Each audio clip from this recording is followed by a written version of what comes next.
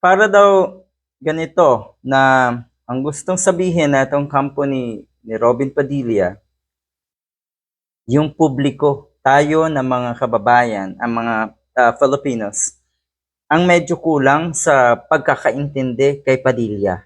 Ang kapal daw ng mukha. Sabi ng isa, therefore, you would like to tell us that that it is the public who lack of knowledge. Kasi nga, ang sinasabi natong si Mr. Padilla, often misunderstood daw ng publiko, sabi rin niya ng kanyang abogado. Etong si Mr. Padilla. Pero ang totoo daw, sabi ng isang netizen, he misunderstood the matter all the time because he cannot understand the matter. Yun yung problema. Talagang ibabaton nyo sa publiko, sa mga kababayan natin, na siya ay misunderstood. Litsugas. Well, now we know where he got his fashion sense from.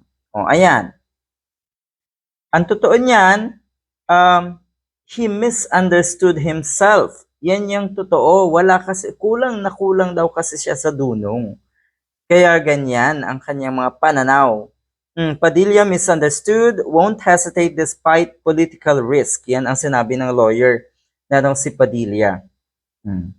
Dinedepensahan kasi nga, yung lahat daw ng posisyon na si Mr. Padilla sa mga matter, sa mga usaping politika, usaping pambansa, ay misunderstood daw. So ano yun? Matalino si Mr. Padilla at hindi maarok yung kanyang dunong ng mga ordinaryong kababayan natin? Yun ba yun? Huwag naman po kayong masyadong magpatawa. Yung ganitong rason na misunderstood si Padilla, si Robin Padilla, ang babaw, nakakatawa. Talaga lang, hindi siya maintindihan, ayaw niya kasing magpaintindi.